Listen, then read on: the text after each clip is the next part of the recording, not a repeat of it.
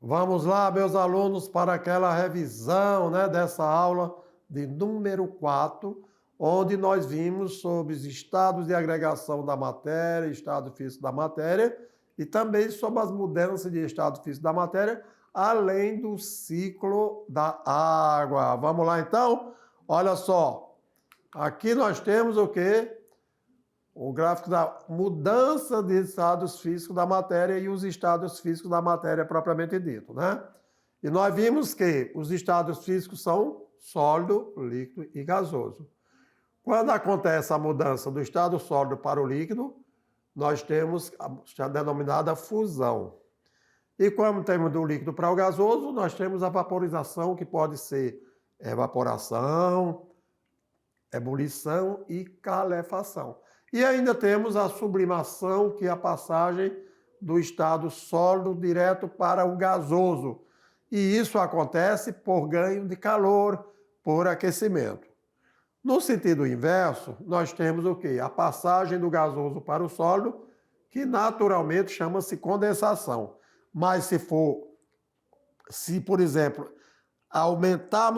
diminuirmos a temperatura e aumentarmos a pressão, o que vai acontecer? Nós vamos ter uma condensação forçada, que é chamada de liquefação.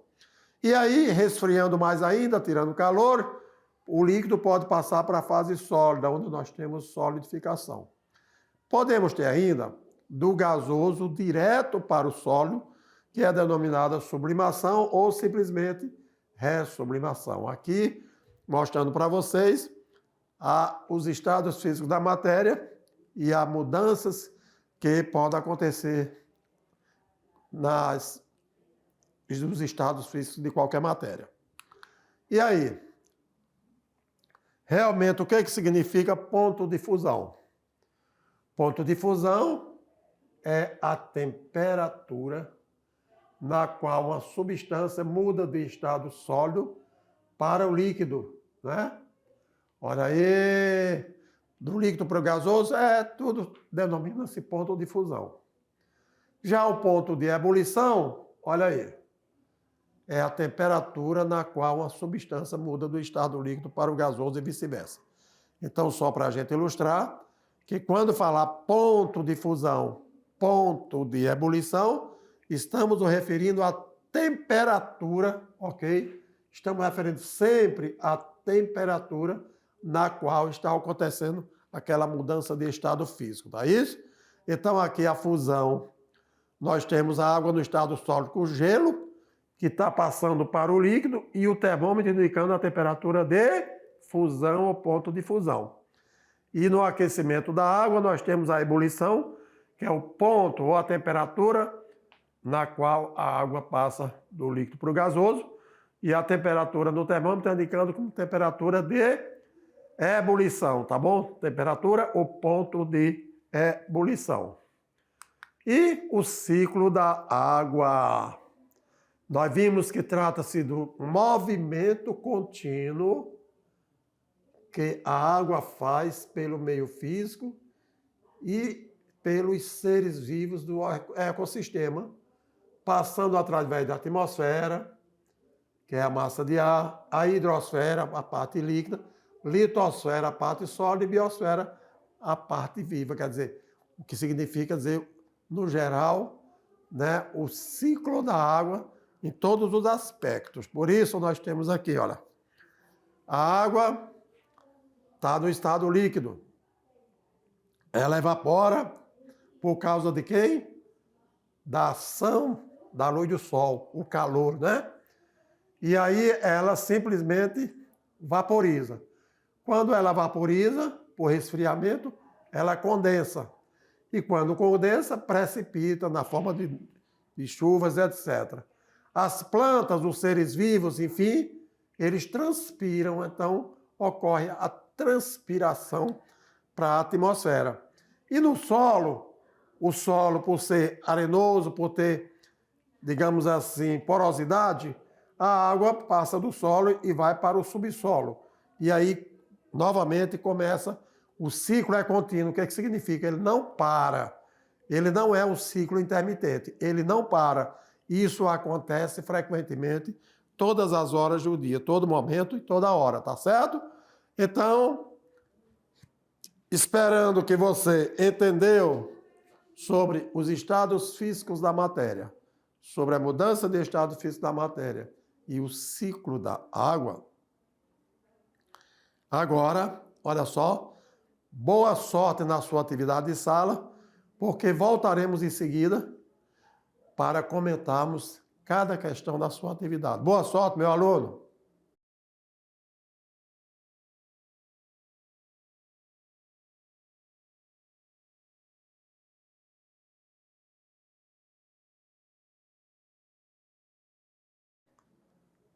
E agora, olha só, com certeza você já resolveu sua atividade de sala e você quer saber o que acertou, o que errou, como é que foi, né? Para aqueles que já sabem, não tem dúvida, beleza, mas tem alguns que fizeram a atividade e ficaram com uma certa dúvida, né? Vamos lá para o comentário, então? Olha só, aqui na questão de número 1, diz o seguinte: considera a tabela abaixo, cujos dados foram obtidos a pressão de um atm, ou seja, de uma atmosfera. Quantas dessas substâncias são líquidas? Olha só, na temperatura de 25 graus Celsius atm. Eu falei para vocês, ó, temperatura de fusão, temperatura de ebulição.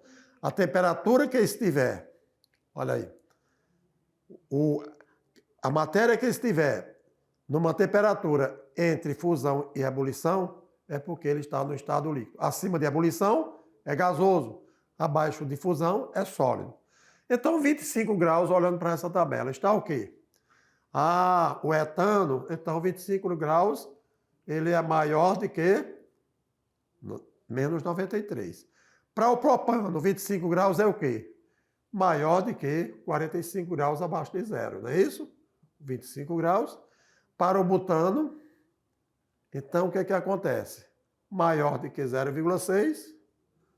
E nós temos então o pentano, que está abaixo de 36. Então o 25 está aqui. Vamos aos comentários? Então, olha só. A pergunta era a seguinte: quantas dessas substâncias encontram-se no estado líquido? Tá vendo aqui, ó? Somente o pentano, porque o 25 graus está acima da temperatura de fusão e está abaixo da temperatura de ebulição. Então, substância líquida só tem uma. Por isso que a resposta certa foi a letra D. E o comentário é exatamente esse, ó. Numa temperatura de 25 graus, apenas a substância pentano permanece no estado líquido. Por quê? Porque a temperatura de fusão é 131 abaixo de zero e a de ebulição 36. Então, 25 está exatamente acima do ponto de fusão e está abaixo da temperatura de ebulição. Então, só verificando, olha aí. O etano está na fase gasosa, porque o 25, olha, está acima da temperatura de ebulição.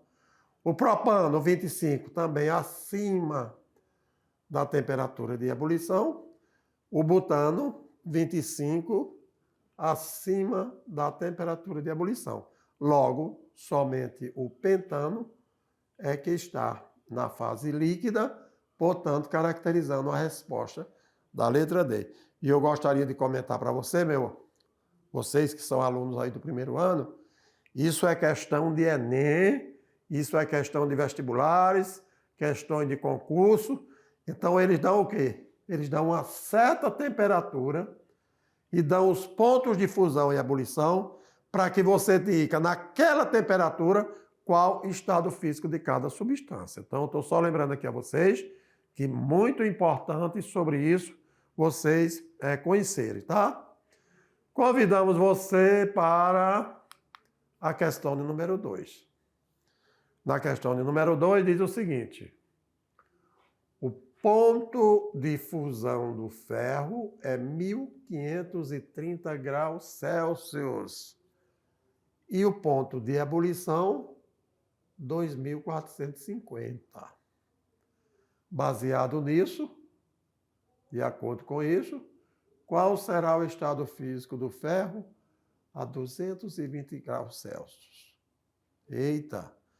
Com isso aqui agora, será que você, ao resolver a questão 1, ao interpretar o comentário da questão 1, ficou fácil agora, aí? Qual é a temperatura do ferro? Então, olha aí, você tem o quê? Ponto de fusão, ponto de ebulição. Ponto de fusão do ferro, 1.530. Ponto de ebulição, 2.450. Qual é a temperatura ou qual o estado físico do ferro na temperatura de 2.200 graus? Será que agora você descobre? Tan, tan, tan, tan. Olha só, a letra A diz que é líquida, não é? Por quê? A letra A diz que é líquida porque, olha aí, 2.200 graus Celsius estão o quê? Entre a temperatura de fusão e a temperatura de ebulição. E aí ficou claro agora. Não é sólido, tá bom? Porque para ser sólido, a temperatura que ele deveria estar seria abaixo de 1.530 graus. Líquido gasoso. Ah, líquido gasoso. Não, mas ele estaria o quê? Mudando de fase, né? Letra D também. Gasoso, a temperatura teria que ser acima de 2.450 graus. Então, desta forma, esperando que você entendeu, sempre. Então, deve-se conhecer a temperatura de fusão, deve-se conhecer a temperatura de ebulição, para saber, na temperatura que é indicada no enunciado, qual o estado físico daquela matéria. Se é no estado líquido, se é no estado sólido ou se é no estado gasoso. Por isso, eis o comentário. Foi a letra A? Sim. Dizendo que naquela temperatura o ferro se encontra no estado líquido, porque há uma temperatura de 2.200 graus Celsius. O estado físico do ferro é o líquido. Por quê? Porque não atingiu a temperatura de ebulição e ainda assim está acima da temperatura de fusão. Então, sempre que aquela temperatura indicada no enunciado for abaixo do ponto de fusão, a substância está no estado sólido. Se aquela temperatura for entre fusão e ebulição, a substância está no estado líquido. E se for acima da ebulição, a substância está no estado gasoso. Vamos lá, então? Então, olha aí agora, e eu convido você para a questão de número 3. Porque se liga no Enem. E aí, o que aconteceu? O naftaleno, olha aí, naftaleno, tá bom? Exatamente é a substância que representa a naftalina, né? O naftaleno, comercialmente conhecido como naftalina, que é empregado para evitar baratas em roupas e outros insetos, funde em temperatura superior a 80 graus, quer dizer, passa para líquido a temperatura maior que 80 graus. No entanto, sabe-se que bolinhas de naftalina, a temperatura ambiente, têm suas massas constantemente diminuídas. terminando por desaparecer sem deixar resíduo. E aí, essa observação pode ser explicada pelo fenômeno da fusão. Espera aí. Olha aí. A naftalina, você coloca a temperatura ambiente. Porém, ela só vira líquida temperatura superior a 80. Quer dizer, as bolinhas, elas estão no estado sólido, não é isso? Agora, a sublimação. Aí sim. Se ela está no estado sólido, ela só vai passar para líquido a 80 graus e na temperatura ambiente de 25, 30 graus, ela é sólida, mas ela já exala, ok? Vapores e tais. Então, o que acontece? Claro que ela está sublimando. Então, ela só vai se virar líquido após 80 graus. Então, na temperatura ambiente, ela já passa do sólido para o gasoso, sem passar pelo líquido. Não é solidificação, porque você viu que ela diminui de tamanho. Quando ela vai diminuindo de tamanho, por quê? Porque parte dela vai para a atmosfera. Não é liquefação, porque liquefação é uma condensação forçada, como eu mostrei para vocês no caso dos gás de botijão. Então, existe o gás butano, que é o principal componente do GLP, gás liquefeito de petróleo, e olha o nome, gás liquefeito de petróleo. Então, baixa-se a temperatura, aumenta-se a pressão e confina ele no botijão. Na hora que você abre a válvula, imediatamente ele vira gás para queimar na hora que você vai acender o forno. Não é isso mesmo? Tá joia. E ebulição? Ebulição é se a naftalina fosse aquecida e atingisse a temperatura de ebulição dela, caso que não acontece. Portanto, olha só, a resposta certa é a letra B, sublimação, que corresponde à passagem direta do estado sólido para o líquido, para o gasoso, sem passar pelo líquido. Por isso que a naftalina ela vai diminuindo de tamanho, beleza? Olha o comentário lá. Alternativa B. Porque a sublimação é a passagem direta do estado sólido para o gasoso. E aí, meus alunos do primeiro ano, ficaram agora cientes, quer dizer, ficaram mais esclarecidos, quer dizer, para aprender mais ainda sobre os estados de agregação da matéria, que chamamos de estados físicos da matéria, que são eles, o sólido, o líquido e o gasoso.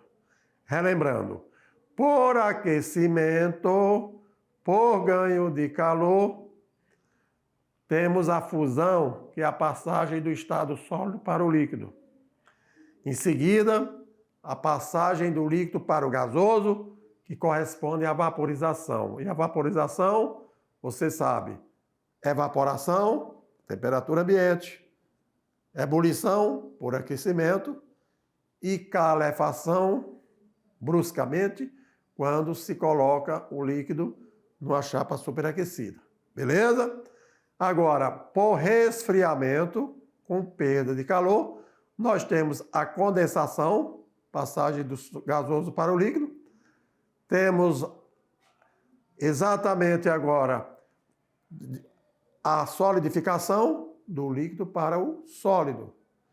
E lembrando que nós temos a sublimação que aconteceu com a bolinha de naftalina, que é a passagem do sólido para o gasoso, direto sem passar pelo líquido, ou do gasoso para o sólido, sem passar pelo líquido.